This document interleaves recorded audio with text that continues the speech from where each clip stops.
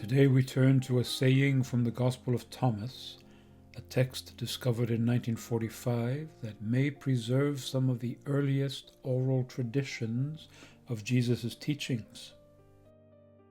Nearly 2/3 of its 114 sayings echo the words of the four Gospels, though here they appear in a concentrated form, without story or narrative, only the raw wisdom of Christ. These sayings invite us beyond familiar structures into the deeper work of awakening, offering transforming insight for the soul who is ready to receive it.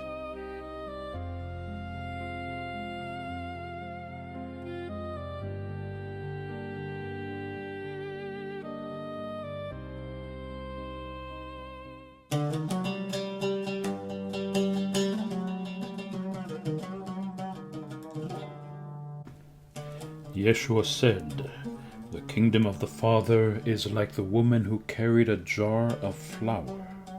After she walked a long way, the handle of the jar broke, and the flour began to spill behind her along the road. Heedless, she noticed nothing. When she arrived, she set down the jar and found it empty." This is a marvelous example of the spiritual metaphors, parables, narratives that Yeshua uses to speak a profound, intimate, psychological, spiritual, transformational truth. And here we have the privilege in the Gospel of Thomas of this unique little image, little story. Why is it story? Because several things happen, and in each happening there is teaching.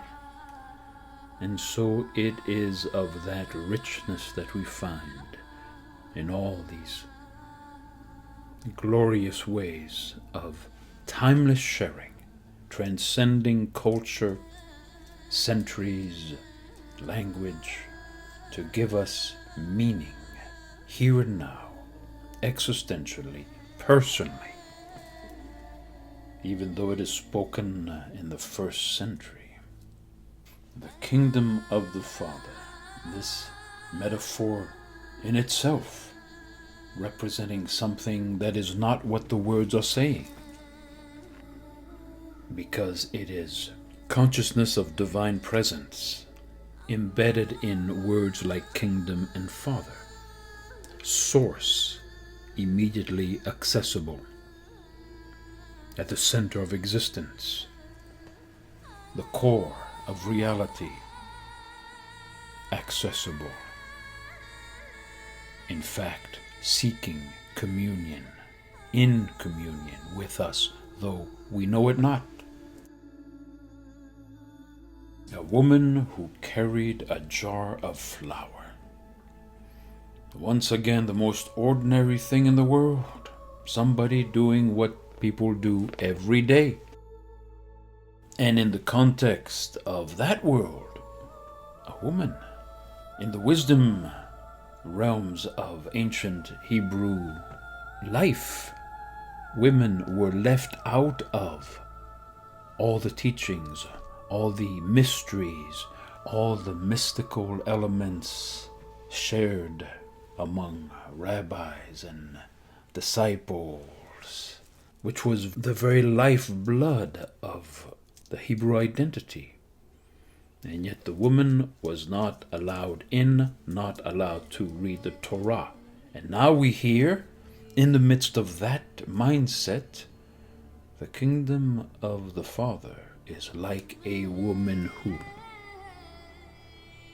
That right there is completely radical and shocking and outrageous. Doesn't fit any rules and regulations and expectations of his time. This is Yeshua being outside of time, culture, history, theology, upsetting that proverbial apple cart, always and everywhere. understand how radical and revolutionary that first statement is.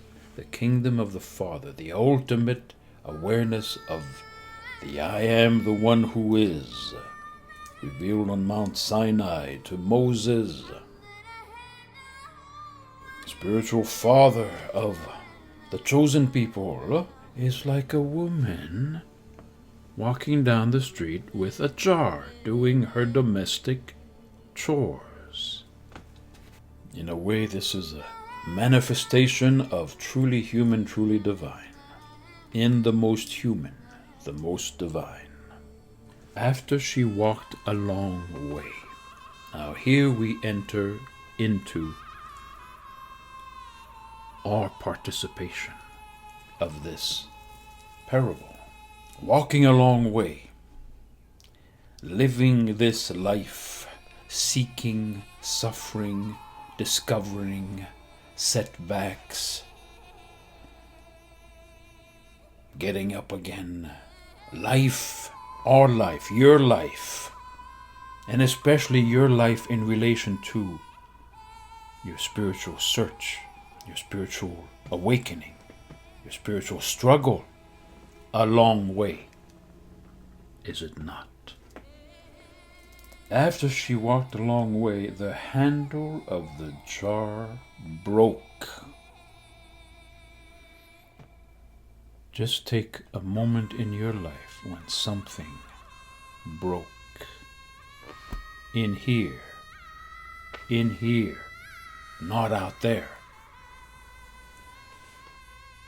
Catastrophe outwardly, but most especially inwardly. A breaking, a shattering, a cracking of what we thought was our life, our identity, our direction. Who has not been broken on the journey? In fact, to have a journey, one has to break. One has to break from ego, from identifying ego as self, from living unconsciously in pride, which locks us out of the kingdom of the Father. The handle of the jar broke, and the flour began to spill behind her along the road. It brings to mind the prophet Jeremiah. Leaking cisterns that can hold no water. Leaking out of us, the flour leaking out of the jar. Our life force, what we have acquired on the spiritual journey, our knowledge, our understanding, that which is most precious to us. Unaware, it is leaking out. In fact, the next word is heedless. Other translations, she did not realize. She was not aware of. You and I are not aware of. As that which we are carrying, that which is life-giving, that which will make bread to eat, that life force, that consciousness, that selfhood is leaking out, and we know it not. This is a phenomenal description of the human condition, of our condition. We are constantly losing our life force, our potential, our possibility of communion with the divine. Can you imagine in this virtual reality of the parable, seeing this woman go by and what she is carrying home is falling to the ground? Mixing with the dirt is no longer of any use because it is lost to her family, to her children. That which she is bringing home to give life for another day to her loved ones is falling in the dirt as she walks, and she has no idea. We have no idea of what we are losing every moment of every day by our lack of consciousness, by our unawareness.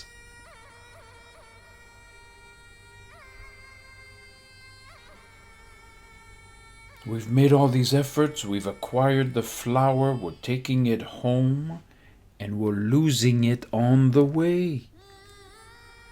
This specific focus on our unawareness of losing that which is precious to us as we go through life. This is our reality in every moment of unconsciousness, of distraction, of imagination, of worry, of fear, of fantasy, of illusion. We are losing our life force as we walk to the grave. This is an urgent situation. This is not unfortunate. This is life and death, presented to us in the most gentle, poetic, soft, caring way. He could have said, "What are you doing, fool? Look at what you're losing in every moment of your life. Your disconnection with the Source, with the Father, with the Holy, with Abba, with the One who is, as time ticks away and you are losing your life, your opportunity for fulfilling your purpose, for connecting to eternity before the body rots in the grave. Pay attention. What are you doing?" He could have said that. Many teachers say that in many different ways. No, he says, "And the flower began to spill behind her along the road." Do you sense what presence of love is speaking to us? Even as we waste our existence, destroy ourselves,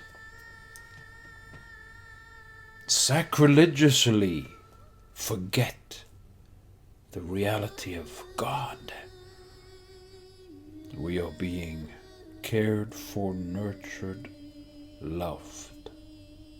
In our sin we are loved. In our missing the mark we are loved. All this is in the very words spoken, the very images used, which translate as, "You are loved. You are loved anyway. It's okay." There's no judgment here. There's no condemnation. There is care. Care for you specifically as you waste your life and do not realize it, or as you live wrongly. And then the words, "Heedless, she noticed nothing." Heedless, we go about our lives, noticing nothing. This is what is known as sleepwalking through life, taking for granted all that we've been given, all that is around us, the beauty, the wonder in every moment. We are meant to be creatures who live in ecstasy all the time. See how the flower is leaking out of the jar. If this is how it ought to be, could be, should be, is meant to be ecstatic, conscious love, delighting in existence, dancing in agape consciousness, compared to how we are actually living, it is catastrophic. It is leaving the Garden of Eden of our own free will, not being chased out, just simply forgetting that we're there and wandering off.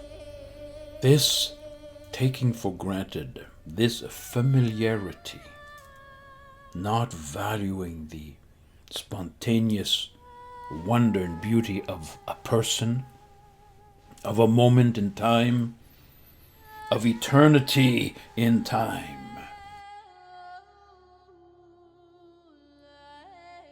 All this is contained in those words, heedless. She noticed nothing. We notice nothing. We live this life as though we deserve it, not realizing in the least the wondrousness of what we've been given. And oh, how we humans, our culture, our history, actively, aggressively reduce, crush, minimize, pervert what it is to be alive. In this universe, in this form, in this moment, the blood is drained out of it. And as soon as we buy into, which we do automatically, what everybody else thinks reality is, what it is to be human, we are heedless and notice nothing. We lose sight of the holy, sacred gift of existence in space-time. Everybody is living heedless, noticing nothing. It is when we realize this that the spiritual journey begins.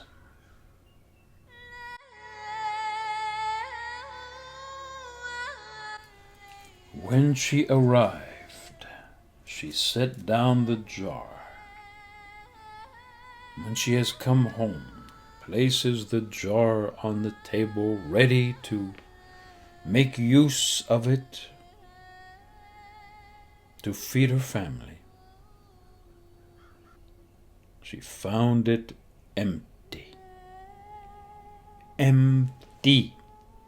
There is nothing left. And that is the end of the teaching, right there. There is something brutal, even, in the shock of this. She found it empty. There is no going back. There is no getting more. There is no fixing things. It is empty. It is over. There is nothing. There will be no feeding. There will be no completing one's purpose. It is over. Empty.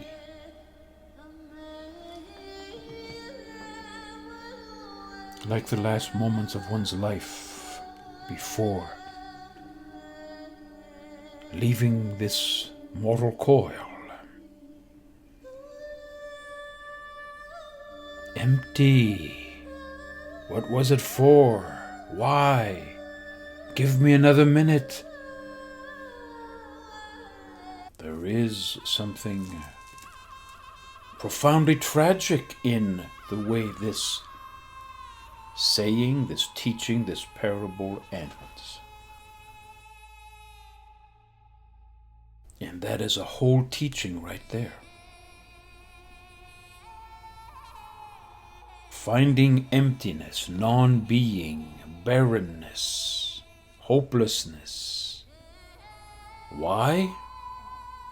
Because of heedlessness, of not noticing,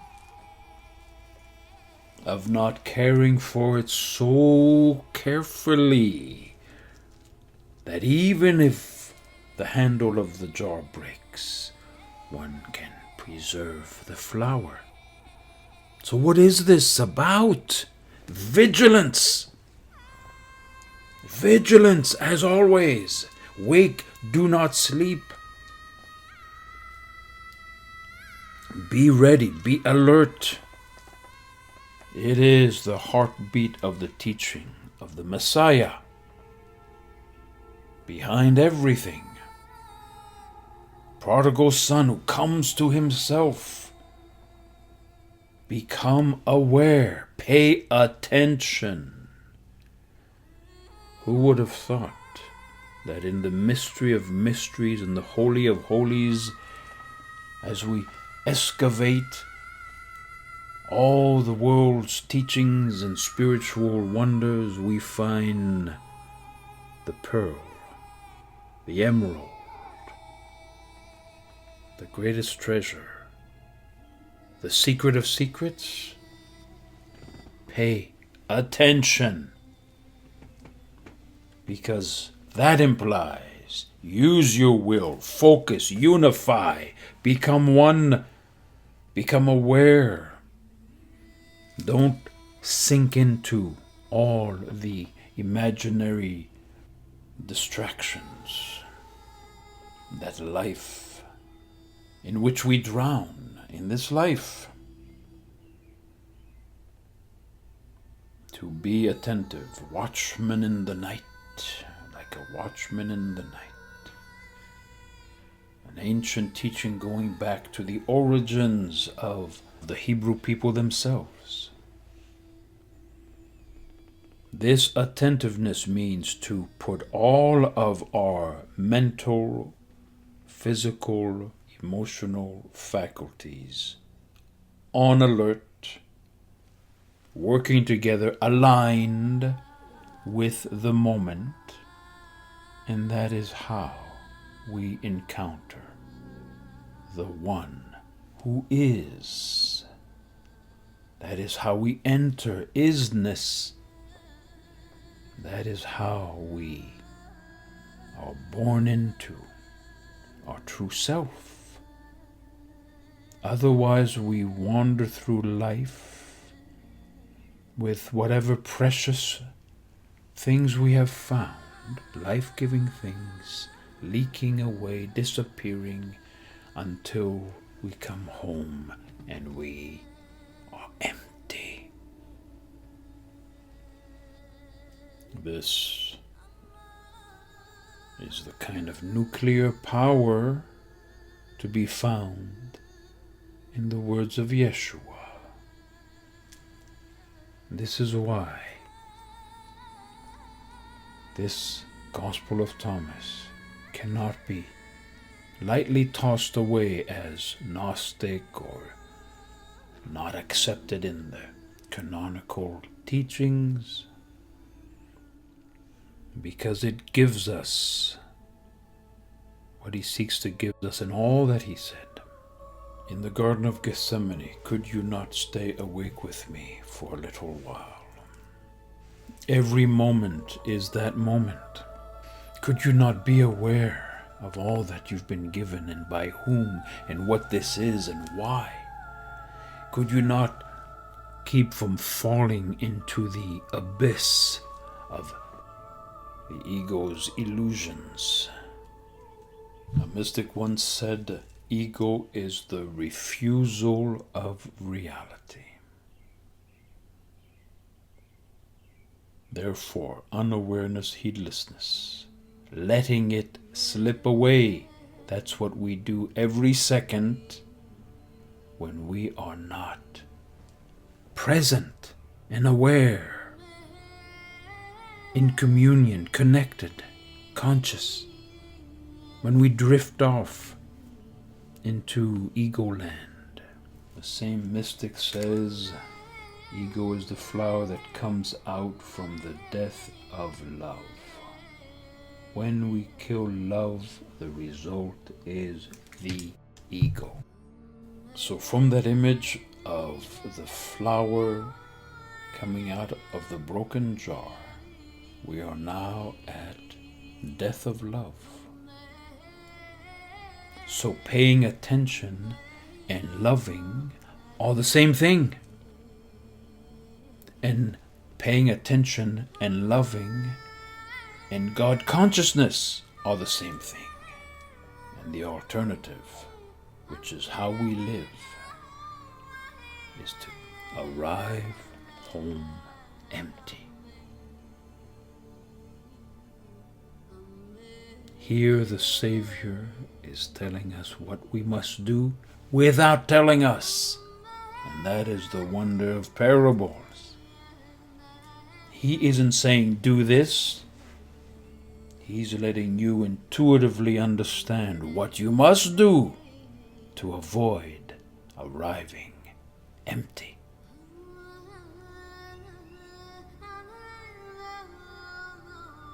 What love is given to us in this simple, seemingly simple imagery. This is sublime spiritual teaching. This is word of Yeshua for each of us seeking life here, now.